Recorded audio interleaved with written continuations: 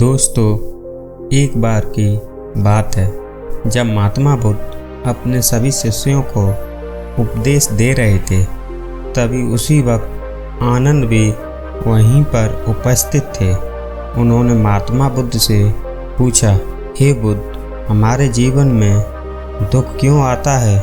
इस पर महात्मा बुद्ध कुछ देर मौन रहने के बाद वह अपने सभी शिष्यों से कहते हैं, भंते, जो भी तुम किसी को देते हो वह 1000 गुना वापस होकर तुम तक ही लौट आता है।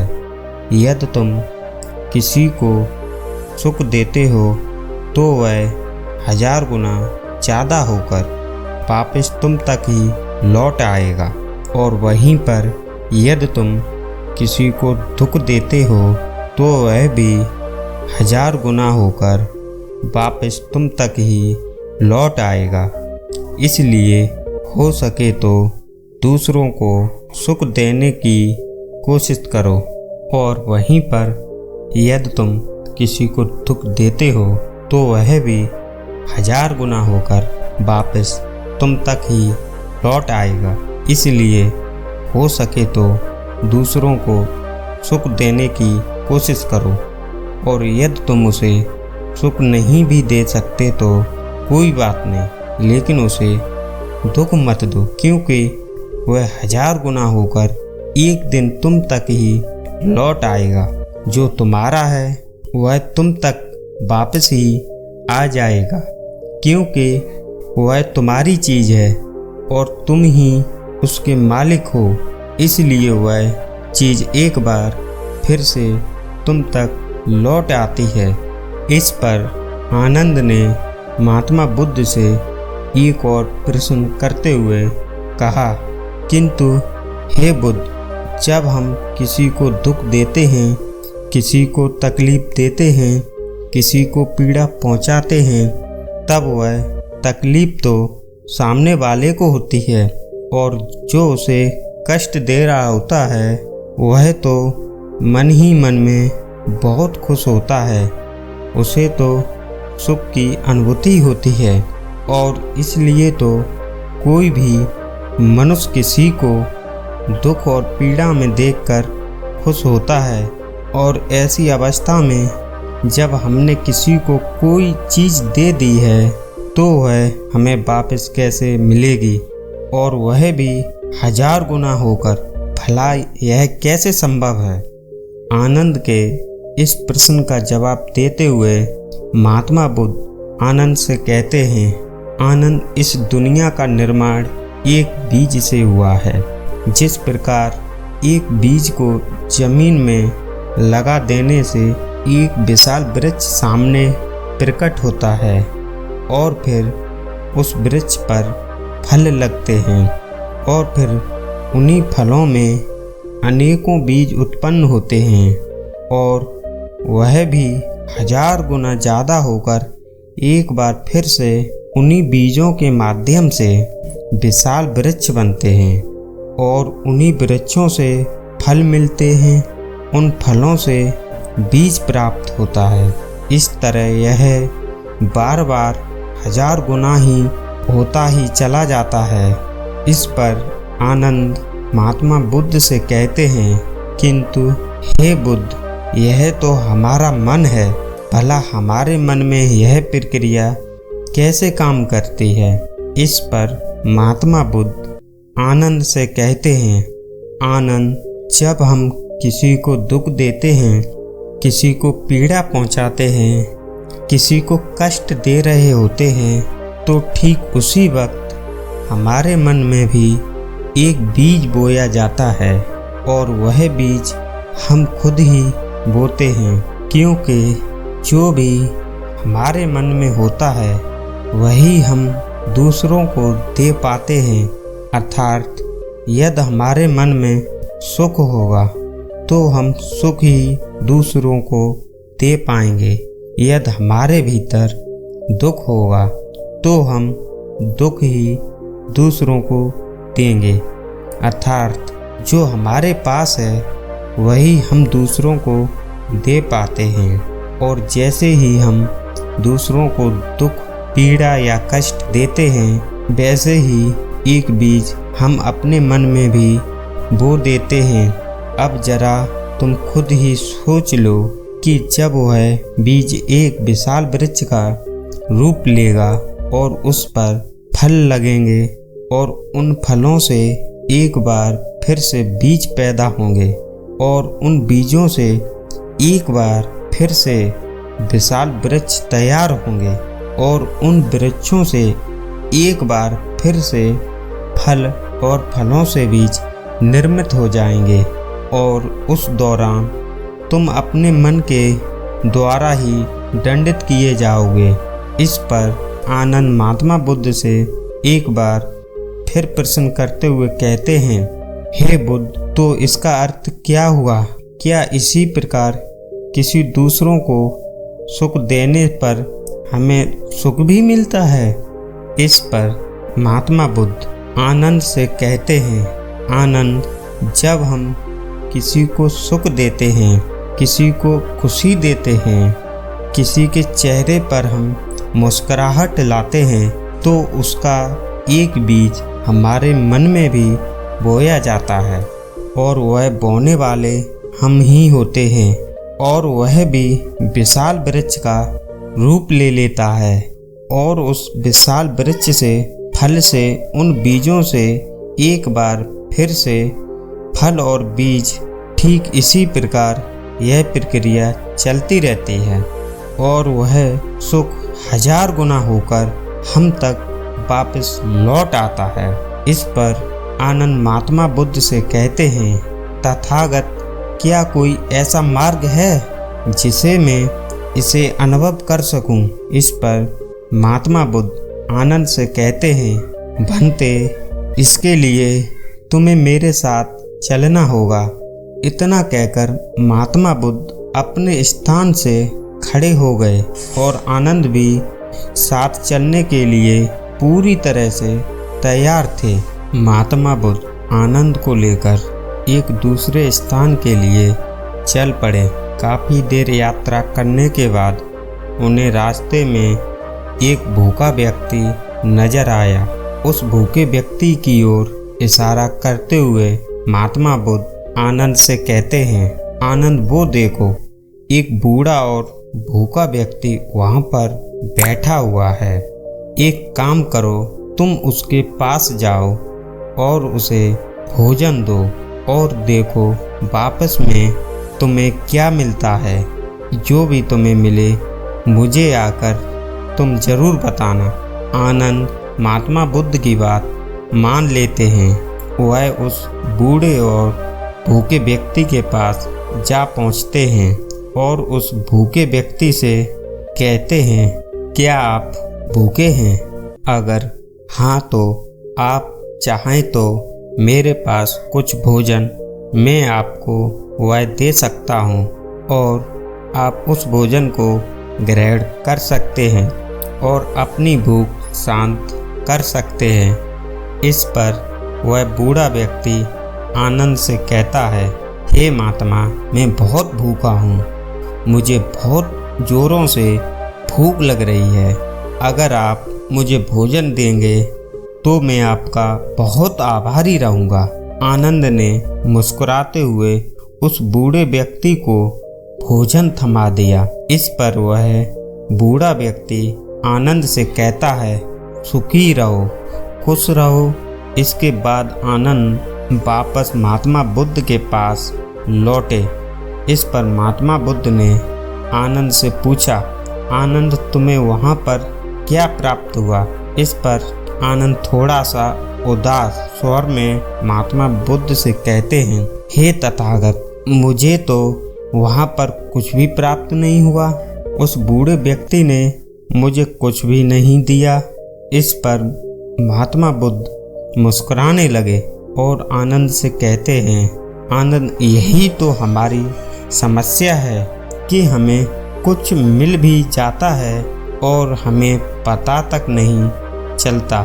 इसी कारण हम दूसरों को दुख ज़्यादा देते हैं और सुख कम देते हैं। आनंद महात्मा बुद्ध की यह बात सुनकर समझ नहीं पा रहा था। तभी आनंद महात्मा बुद्ध से पूछते हैं, हे तथागत, आप क्या कहना चाहते हैं? मैं आपकी बात समझ नहीं पाया। इस पर महात्मा बुद्ध मुस्कुराते हुए आनंद से कहते हैं, आनंद, जब तुमने उस बूढ़े व्यक्ति को भोजन दिया, उन्हें भोजन कराया, तो क्या तुम्हें सुख की अनुभूति नहीं हुई? क्या तुम्हें भीतर से एक खुशी की तरंगें महसूस नहीं हुई? क्या तुम्हें तनक भी अच्छा नहीं लगा? और क्या उस व्यक्ति ने तुम्हें जाते वक्त आशीर्वाद नहीं दिया? इस पर आनंद जवाब देते हुए महात्मा बुद्ध से कहते हैं, हाँ, मुझे बहुत खुशी हुई। अंतर मन में एक परम सुख का अनुभव हुआ और उस बूढ़े व्यक्ति ने मुझे आशीर्वाद भी दिया। इस पर महात्मा बुद्ध आनंद से कहते हैं, भंते, यही तो मैं कह रहा हूँ कि यहाँ से तुम्हें 2 बीज प्राप्त हुए। अभी तो तुम्हें बीज मिले हैं और उन बीजों से ही तुम्हें इतनी खुशी हो रही है, जबकि अभी तो यह बीज मात्र ही हैं। जब यह विशाल वृक्ष का रूप लेंगे तो तुम्हें 1000 गुना उससे भी ज़्यादा सुख प्राप्त होगा। आनंद को महात्मा बुद्ध की बात समझ में आ चुकी थी। तभी महात्मा बुद्ध आनंद से कहते हैं, भंते, और आगे चलो। इतना कहकर महात्मा बुद्ध और आनंद मार्ग से आगे चल पड़ते हैं।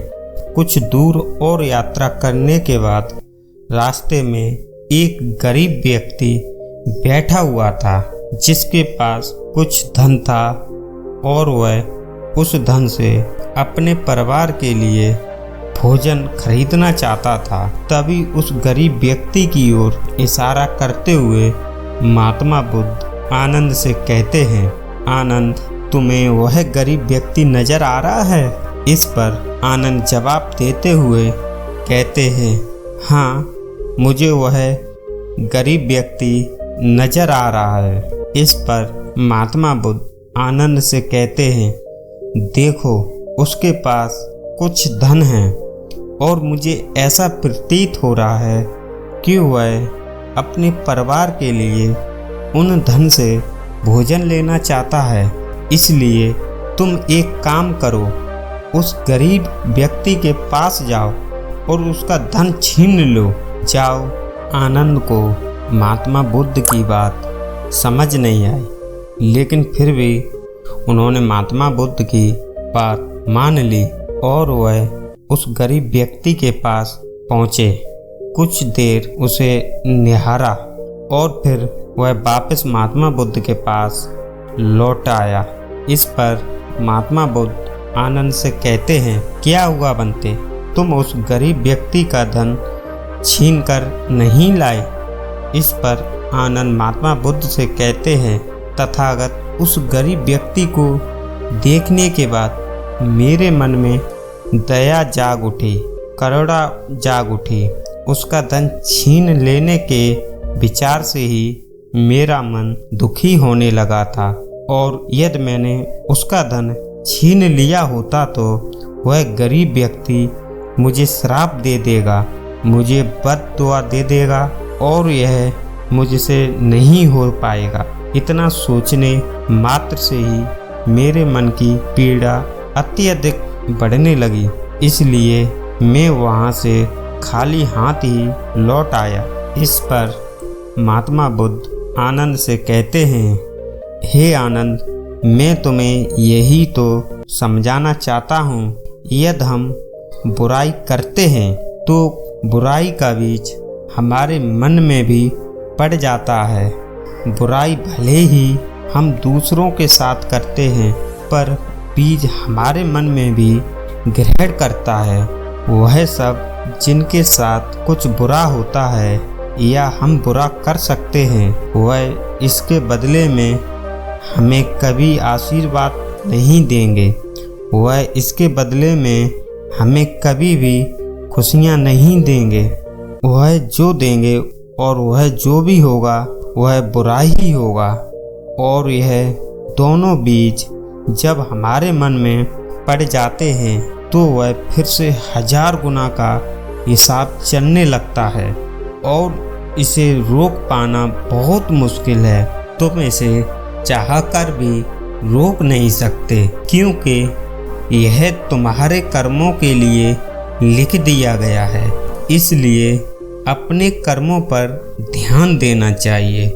वह व्यक्ति चाहे कोई भी क्यों ना हो, वह चाहे कोई राजा हो या कोई रंग, उसे अपने कर्म सोच समझकर करने चाहिए। अन्यथा जो चीज़ उसने किसी को दी है वह चीज़ उसे भी वापस 1000 गुना होकर ही मिलेगी और वह इसके लिए कुछ नहीं कर सकता। वह चाहकर भी इसे बदल नहीं सकता। आगे महात्मा बुद्ध आनंद को समझाते हुए कहते हैं, आनंद, इसलिए कर्म बहुत सोच समझकर करने चाहिए, क्योंकि तुम्हारे कर्म तुम पर बोझ भी बन सकते हैं और तुम्हारी शक्ति भी। यदि तुम अच्छे कर्म करोगे तो तुम्हें सुख मिलेगा, यदि तुम बुरे कर्म करोगे तो तुम्हें दुख से कोई नहीं बचा सकता। इस पर आनंद दोनों हाथ जोड़कर महात्मा बुद्ध से कहते हैं, तथागत, मुझे आपकी सारी बातें अच्छी तरह समझ में आ चुकी हैं।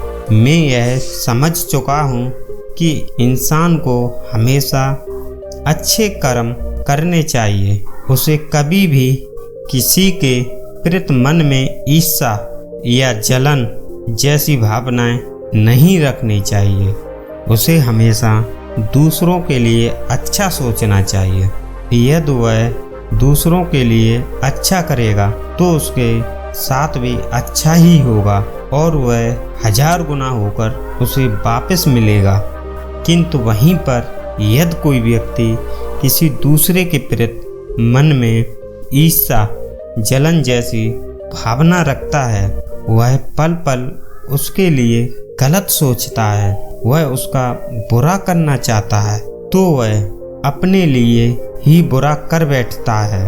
हालांकि यह उसे तब नहीं पता चलता, किंतु जैसे जैसे समय बीतता जाता है और वह वृक्ष जो विशाल रूप ले लेता है तो उसी का मन उसे दंडित करता है।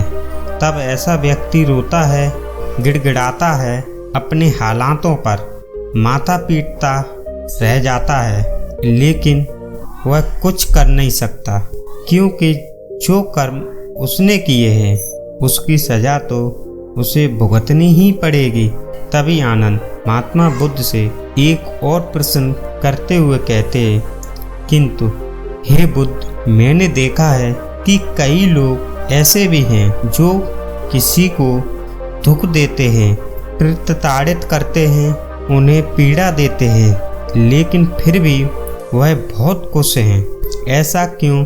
इस पर महात्मा बुद्ध मुस्कुराते हुए आनंद से कहते हैं, आनंद, तुमने उन्हें दूसरों को पीड़ा देते हुए देखा है, उन्हें तकलीफ देते हुए देखी हैं और वे दूसरों के सामने बहुत खुश भी नजर आते हैं, ताकि वह अपनी मनोदशा को छुपा सकें, वह अपने भीतर की उस पीड़ा को छुपा सकें, क्योंकि वे जानते हैं कि अगर उनकी पीड़ा लोगों के सामने आ गई तो लोग उसका मान सम्मान नहीं करेंगे, लोग उनकी कदर नहीं करेंगे, वे लोगों पर अपना रब नहीं जमा पाएंगे।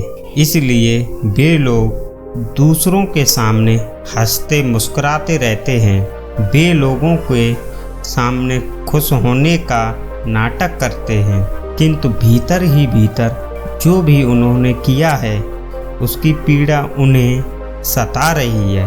और जैसा कि मैंने तुमसे पहले ही कहा कि जो भी हम कर सकते हैं वह हमारा 1000 गुना होकर हम तक वापस जरूर लौटता है। उनके घर परिवार में हमेशा कलेश बना रहता है, वह कभी शांत से नहीं रह पाते, उनके घर में कभी खुशियाँ का माहौल नहीं होता, बल्कि वह तो खुद को कोसते रहते हैं, खुद को प्रताड़ित करते रहते हैं। इतना कहकर महात्मा बुद्ध शांत हो गए और आनंद को भी अपने सभी प्रश्नों का जवाब मिल चुका था। दोस्तों, आए दिन हम भी अपने जीवन में कुछ ऐसे ही जी रहे हैं। हम भी दूसरों से जलते हैं, दूसरों से ईर्ष्या करते हैं, दूसरों के प्रति मन में द्वेष रखते हैं।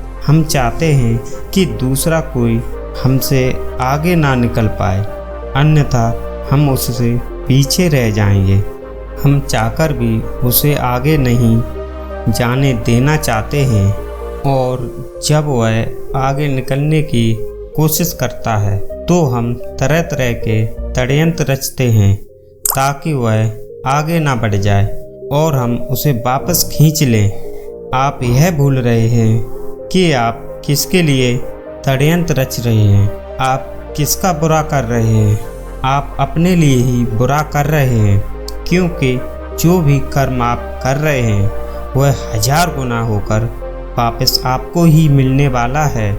इसलिए जब भी आपके मन में यह स्थिति उत्पन्न होती है कि आपका कुछ भी अच्छा नहीं हो रहा होता, आप चाहकर भी अपने लिए अच्छा नहीं कर पाते, और उसके दौरान भी आप अपनी गलतियों को नहीं मानना चाहते, आप उन गलतियों का दोष दूसरों पर मढ़ देते हैं। आपको लगता है कि आपके साथ जो कुछ भी हो रहा है उसका कारण कोई दूसरा व्यक्ति है, किंतु ऐसा नहीं है। आपके साथ जो कुछ भी हो रहा है वह आपके द्वारा किए गए कर्मों का ही फल है, जो 1000 गुना होकर आपको ही वापस मिल रहा है। यदि आप अच्छे कर्म करेंगे तो आपको भी अच्छा फल ही मिलेगा। यदि आप किसी के लिए अच्छा सोचेंगे, उसकी उन्नति के बारे में सोचेंगे, तो आपके साथ भी वैसा ही होगा। आपकी उन्नति होगी, आपके साथ हमेशा अच्छा होगा, आप हमेशा खुश रहेंगे और आपको किसी चीज़ की कोई कमी नहीं होगी। किंतु वहीं पर यदि आप किसी के लिए बुरा सोचते हैं, किसी के प्रति द्वेष या जलन की भावना रखते हैं और उसे आगे नहीं बढ़ने देना चाहते, तो आपके साथ भी वैसा ही होगा। आप चाहकर भी आगे नहीं बढ़ पाएंगे, आपका मन भी हमेशा प्रताड़ित रहेगा, आप चाहकर भी खुश नहीं रह पाएंगे, आपके घर में हमेशा कलेश होगा और आप हमेशा दुखी रहेंगे। इसलिए आज से ही जब भी आपके मन में नकारात्मक भावनाएं उत्पन्न हो, किसी को देखकर आपके मन में षड्यंत्र रचने की इच्छा जागृत हो, तो आप अपने आप से सवाल करें कि क्या यह सही है, जो भी मैं सोच रहा हूँ, क्या यह करना उचित है। यदि आप थोड़ा सा भी जागरूक होंगे तो आपके भीतर से एक ही आवाज़ आएगी, नहीं, ऐसा बिल्कुल भी उचित नहीं है। इससे बेहतर है कि हम अपने कर्मों पर ध्यान दें, अपने कार्यों पर ध्यान दें, अपनी उन्नति पर ध्यान दें। किंतु हम में से अधिकांश लोग अपने भीतर की इस आवाज़ को पूरी तरह से दबा देते हैं और वह जलन की उस आग में इस प्रकार जल रहे होते हैं कि उस भावना को ही वह अपना लेते हैं और उसी में पूरी तरह से डूब जाते हैं, और ना चाहते हुए भी अपने लिए बुरा करते हैं, बुरा सोचते हैं, और इसी कारण वे जीवन में कभी नहीं आगे बढ़ पाते। इसलिए कहा जाता है, अच्छा सोचो, अच्छा देखें और अच्छा सुने। वैसे उम्मीद है कि आपने आज की इस वीडियो से ज़रूर कुछ ना कुछ अच्छा ही समझा होगा और अच्छा ही सीखा होगा। तो इसी के साथ साथ मेरी इस वीडियो को लाइक और अपने दोस्तों के साथ शेयर भी ज़रूर कीजिएगा, और हमें सपोर्ट करने के लिए चैनल को सब्सक्राइब और घंटी बटन को ज़रूर दबा दीजिएगा। चलिए मिलते हैं अगली वीडियो में, तब तक के लिए अपना ख्याल रखें। धन्यवाद।